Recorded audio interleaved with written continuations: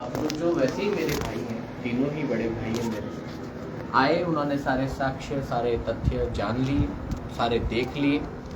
अभी तक मैं प्रतीक्षा में हूँ कि उनका कोई फैसला नहीं आया। दूसरा, जालोर में मैं अब भिक्षा यात्रा आज पहली थी, मैंने आरंभ भी करी, और ये सनातन का स्वरूप है कि एक साधु को भिक्षा चातुर्मास के उपक्रम में लेनी चाहिए। और 5 घरों से हम भिक्षा लेते हैं, जिसमें एक घर पर उतनी देर रुकते हैं जितनी देर में, कहते हैं ना, गौदूहन में जो समय लगता है उतनी देर साधु एक स्थान पर रहता है, और उसके बाद में वो वहाँ से प्रस्थान कर जाता है। उतने में भिक्षा मिलती है तो ले लेता, नहीं तो वो प्रस्थान करता है। वो हमने किया। कल रात्रि में हनुमान जी के मंदिर का दर्शन करने के लिए मैं गया था, लेकिन वहाँ पर दर्शन के बाद छोटा भजन का कार्यक्रम रखा था। उसके लिए भी कुछ व्यवस्थाएं की गई थी कि छोटा सा टेंट लगाया जाए, कुछ साउंड लगाया जाए, जिससे छोटा सा भजन कीर्तन हो जाए। लेकिन मेरे पहुंचने के बाद उन्होंने, कुछ अधिकारियों ने, प्रशासन के कुछ लोगों ने वो टेंट भी हटा दिया। टेंट के सारे सामान को सीज किया, टेंट और साउंड वाले की गाड़ी को सीज कर दिया, गाड़ी को ले जाकर के थाने में रख दिया। ये सारा व्यवहार समझ से, नीति के, शास्त्र के, सबके विरुद्ध है। ये मुझे ठीक नहीं लग रहा है। तो मैं बस यही चाहता हूँ कि चातुर्मास का संकल्प तो मैं यहाँ रहकर के पूरा कर ही रहा हूँ, लेकिन यहाँ की हजारों माताएं और हजारों भाई और युवा सब चाहते हैं कि मैं यहाँ दिन भर खाली न बैठ करके, अनुष्ठान, ध्यान, पूजा, भजन तो चल ही रहा है, लेकिन उसके अलावा भी सबकी इच्छा है कि मैं वार्ता करूं, कुछ सत्संग सुनाऊं, कुछ प्रवचन सुनाऊं, कुछ अपना भाव समाज के मध्य रखूं। और हम तो बिना किसी ग्राउंड, बिना किसी पंडाल, बिना किसी व्यवस्था के, जहां जो जगह मिलेगी हम वो करना चाहते हैं। उसके लिए भी अगर ये इस प्रकार से रोकना टोकना करेंगे तो ये पूरा अनुचित है और ये व्यवहार ठीक नहीं है। मैं तो गले तक भर आया हूँ, वैसे भी बहुत व्यथित हूँ, चिंतित भी हूँ कि ऐसा व्यवहार भारत में भी, हमारे राजस्थान में, वीरों की भूमि पर ऐसा साधु के साथ होना, ये बिल्कुल स्वीकार्य नहीं है। तो ईश्वर देख रहा है, न्याय होगा। आपके पक्ष में लोग कथा की अनुमति के लिए वहाँ आवेदन कर रहे थे, लगातार 3-4 लोगों ने वो विड्रॉल कर दिया। कल रात को प्रशासन ने अनुमति दे दी, जालोर शहर में ही है, धौला रोड पर, लेकिन जिस व्यक्ति ने अनुमति ली वो कह रहा है कि आपने वहाँ जाने से मना कर दिया। नहीं, मैं बताता हूँ, वो अनुमति ली गई नहीं है, वो प्रशासन के द्वारा अनुमति दी गई है। और ये दिखाने के लिए, ये एक भ्रम फैलाने के लिए कि भाई वो इस बात से अब मुकर सकते हैं हमेशा के लिए कि भाई हमने तो दी थी और उन्होंने मना कर दिया। वो रूपराज जी को मोहरा बनाया गया। रूपराज जी काफी ठीक व्यक्ति हैं, इतने दिनों से वो साथ में थे, लेकिन मैं बताता हूँ कैसे मोहरा बनाया। पिछले 4-5 लोगों को जो रद्द किया, जो 4-5 लोगों को इन्होंने नहीं दी, उसमें क्या इन्होंने कहा था? कहीं कहा था ग्राउंड ठीक नहीं है, कहीं कहा था व्यवस्था ठीक नहीं है, कहीं कहा था हॉल छोटा है, कहीं कहा था पानी की व्यवस्था नहीं है, कहीं कहा था लाइट प्रॉपर नहीं है, कहीं कहा था साउंड की परमिशन नहीं है। नाना प्रकार की एनओसी मांगी, उस कारण से वो नहीं देनी थी, इसलिए सब मांगी। दूसरा, जब सब कुछ कहीं पर मिल गया, जैसे कि माली समाज का ग्राउंड था, वहां पर सब कुछ था उनके पास, वो सब कुछ देने को तैयार थे, एफिडेविट दे दिए थे, 20-20 लोगों ने दे दिए थे। फिर उन्होंने एक ये अड़ंगा डाल दिया कि अभयदास जी महाराज स्वयं लिख करके देंगे कि मैं ऐसा नहीं बोलूंगा, मैं वैसा नहीं करूंगा, मैं तैसा नहीं करूंगा, जो कि मेरे संवैधानिक और मेरे मानवाधिकार के विरुद्ध था। तो मुझे, मेरी समझ में वो ठीक नहीं लगा, मैंने मना कर दिया कि मैं कुछ भी लिख करके नहीं दूंगा। तो उन्होंने परमिशन नहीं दी, ये कह करके कि अभयदास जी महाराज एफिडेविट। मैं सवाल प्रशासन से पूछता हूं कि कल रात को मेरे बिना एफिडेविट के उन्होंने परमिशन कैसे दे दी?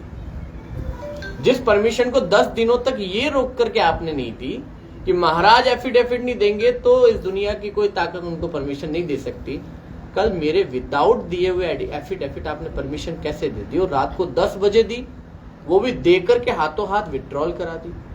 रूपराज जी तो चलो प्रयास किए, मैं जीवन भर तक उनका आभारी रहूंगा कि उन्होंने मेरे लिए किया।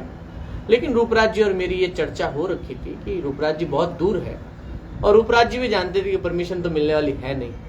उनको तो परमिशन देते ही ये कहा गया, स्वयं सारे उनके जितने कार्यकर्ता हैं, उनके साथ वाले, उन्होंने कहा कि परमिशन देते ही प्रशासन ने ये दबाव बनाया कि अब भी हाथों हाथ आपको वीडियो जारी करना है, प्रेस कॉन्फ्रेंस करनी है और ये कहना है कि परमिशन दी और मैं विड्रॉल कर रहा हूं। बाबूजी, ये शर्त क्यों रखी? तो वहाँ वहाँ ये जैसे है, आप बार बार जो बयानों से पलटते हैं, लोग कभी नहीं पलटा। कि पहले इन्होंने कहा कि नाथ जी के वहाँ अच्छा काम है, फिर आपने कहा वहाँ गोरख धंधा चल रहा है।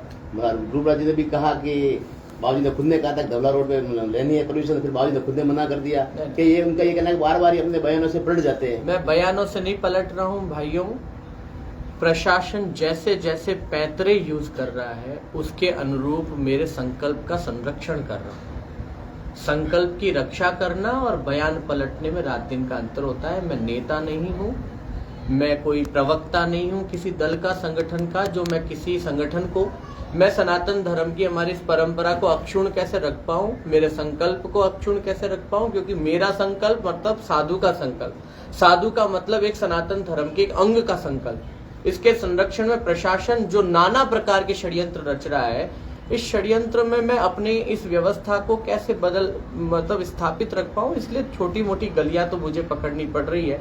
I accepted. मैं चौड़े धाड़े भी आ सकता था, लेकिन मैंने बताया अगर आता तो हो सकता था मेरे जो शिष्य हैं, भक्त हैं, सनातनी हैं, उन पर डंडे पड़ते। मैं अब ये बार बार करवाना नहीं चाहता। ये बात है कि जब आप लगातार कथा कर रहे थे, जिस 18 तारीख को आप भैरसा माता मंदिर दर्शन के लिए जाने वाले थे और उसको लेकर वहाँ जो मजार है उसमें भी आपने बयान दिया, उस समय आपको प्रशासन रोक रहा था, जाने नहीं दे रहा था, तो आप उस चीज को मतलब कैंसिल भी कर सकते थे कि भाई प्रशासन जाने नहीं दे रहा तो हम सिर्फ कथा करेंगे यहाँ रहकर 8 तारीख तक। नहीं, ये फिर ऐसा वो आपने जबरदस्ती क्यों की? जबरदस्ती इसलिए की कि हमारी हठ धर्मिता इस बात को लेकर के थी कि आप हमको मंदिर दर्शन से नहीं रोक सकते। देखिए, मैं उससे पहले भी लगातार 2 दिन अलग अलग गलियों में अलग अलग मंदिरों के दर्शन किए और तब भी मेरे साथ में 200, 400, 500 लोग तो थे ही।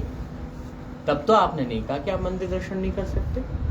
आपको ये इनपुट किसने दिया कि महाराज जी तो मजार तोड़ने वाले हैं? आप तो उसको ढूंढो ना, जिसने ये बात आप लोगों के कानों में पहुंचाई, आप उसे ढूंढिए और उसको दंडित करिए।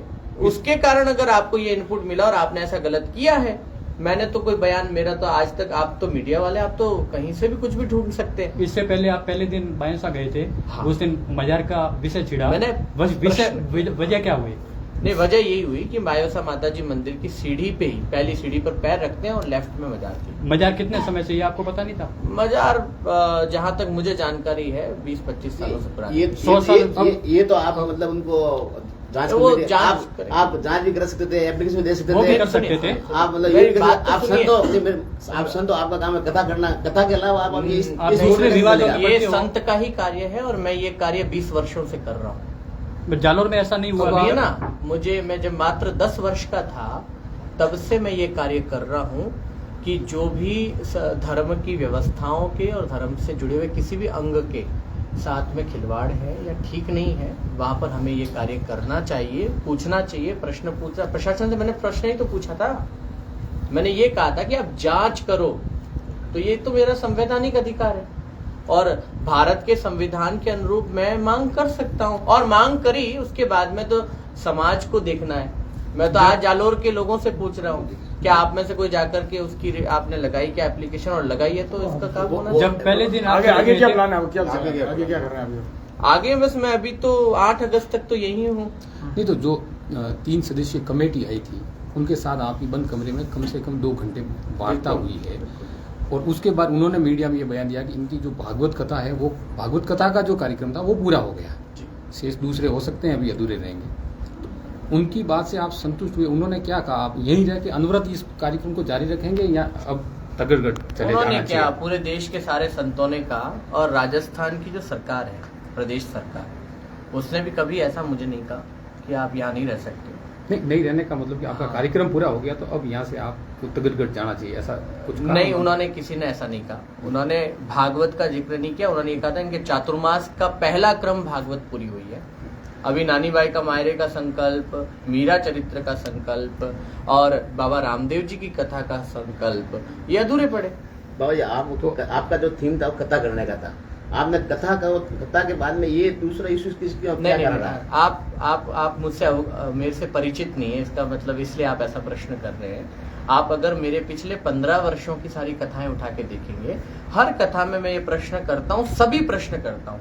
मैं जातिवाद के विरुद्ध प्रश्न करता हूँ कि समाज में जातिवाद का अर्थ जाति नहीं होना चाहिए, ये नहीं कह रहा। जाति और जाति के मध्य भेद नहीं होना चाहिए, हम सब एक हैं। ये प्रश्न करता हूं। मैं बलि प्रथा के विरुद्ध हूं, मैं शराब के बाद शराब पीने वालों के विरुद्ध हूं, मैं नशे के विरुद्ध हूं, मैं धर्म के नाम पर जो आडंबर फैलाया जा रहा है उसके विरुद्ध हूं, मैं हिंदू और मुस्लिम दोनों की व्यवस्थाएं अपने अपने दायरे में रहे और अपने अपने हिसाब से प्रचार करें, मैं इसके पक्ष में हूं। लेकिन जब दोनों साथ में होते हैं, जब एक स्थान पर हो जाते हैं या एक साथ में होते हैं तो वहां पर विवाद बनते हैं। इसका पुराने प्रमाण है। अभी तक काशी वाला जालोर नहीं में ऐसा- सुलझा, सर, अभी तक काशी वाला नहीं सुलझा, अभी तक अब- मथुरा वाला भी नहीं जालोर में सुलझा। ऐसा नहीं है। अब आप जिस साधु प्रकार से प्रशासन आपको अनुमति नहीं दे रहा है कथा करने की, 8 तारीख तक आपने पढ़ लिया, तो अब कैसे ये कथा करेंगे या क्या आपका कार्यक्रम रहेगा? मैं तो नित्य प्रयास कर रहा हूं कि मैं कुछ न कुछ सत्संग वार्ता सुनाऊं, पर हर बार ये प्रयास कर रहे हैं मुझे विफल करने को। करते रहे, हम अपना कार्य कर रहे हैं, धर्म के लिए जो कर सकते हैं करेंगे। राजनीति में आने की इच्छा है? कभी नहीं। मेरा एक निवेदन है मैं बाबूजी, साधु नीति में हूँ, धर्म नीति में हूँ, बाबूजी, इससे मेरा- बड़ा और कोई उपहार नहीं हो सकता मेरे जीवन बाबूजी में। मेरा एक निवेदन है, साधु का काम होता है इंसानियत। आप इंसानियत से हटके हिंदू मुसलमान के नहीं, ये देखो साधु का क्या कार्य है, उसके लिए आपको शास्त्र पढ़ने पड़ेंगे। और अगर आपको शास्त्र की कोई भी विधिया या कोई भी श्लोक याद है तो आप अभी सुनाएं, मैं उसका अर्थ भी बता दूंगा। आपको नहीं आता तो मैं जब आप कहेंगे उस पर विशेष प्रेस कॉन्फ्रेंस दे सकता हूँ, साधु की पूरी परिभाषा दे सकता हूँ।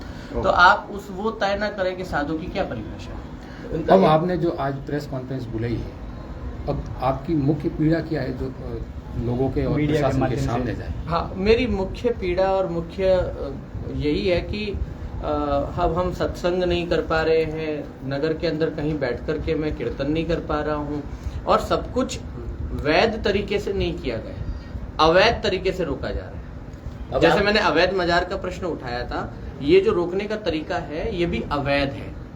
और मैंने किसी वैलिड जो मजारे हैं, जैसे मैंने थोड़ी कहा कि कोई जहां पर किसी पीर पैगंबर के जाने के बाद वहां पर जब मकबरा बनता है वो आस्था का केंद्र हो गया। मैंने तो यही प्रश्न किया था कि भाई अगर कोई ना हो तो फिर उस पर जांच की जानी चाहिए, उसे हटाया जाना चाहिए। ये तो बोला मैंने। एक बात और सामने आ रही है कि इसको आप और एक लीगल तरीके से है ना, नहीं आपको ना बढ़िया मीडिया के लिए बहुत बढ़िया बात बता ये चला ना, बताना सबको क्या कुरान में, कुरान की वो आयत और वो सारा मैं दे सकता हूं जिसमें कुरान कहती है कि मजार हराम है।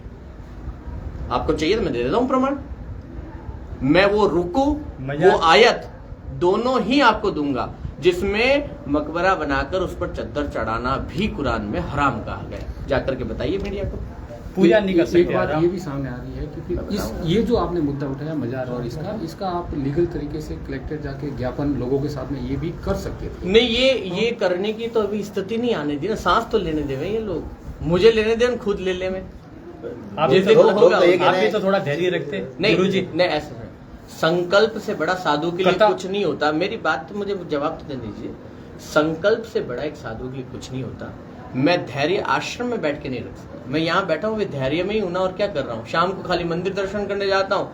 आज सवेरे मैंने 5 घरों की भिक्षा ली है, कल कहीं और गली में जाकर के भिक्षा लूंगा, और ये मेरा कर्तव्य है। मैं पूरा एक करूंगा। मकान की अब- छत पर अब आपने आपका 2 क्या दिन है? पहले ये भी कहा था कि मुझे जालोर में मठ बनाना है, तो आपकी इच्छा आप जालोर में नहीं या तगड़गढ़ी नहीं, वो तो मैंने विरोध में कहा था कि अब ज्यादा ही करोगे तो यही मठ लेकर के रह जाऊंगा, इसलिए कोई खौफ न खाए कि मैं यहाँ मठ बना के रहने वाला। अब आपका क्या रहेगा, आगे क्या रहेगा? आगे बस भिक्षा यात्रा नित्य चलेगी, प्रभात फेरियां नित्य चलेगी। मतलब चातुर्मास के बाद भी नहीं, 8 अगस्त तक। वो तो मैं अमेरिका जाऊंगा तो वहां भी भिक्षा यात्रा होती है। अमेरिका कब जाना है? अमेरिका 9 को जाना है। ठीक है सर, थैंक यू। ओके। मैंने जब ये बोला था ना कि भाई कुरान में कहा है कि मजार हराम है, जालोर के 3 मौलवियों के मेरे पास मैसेज आया, गुरु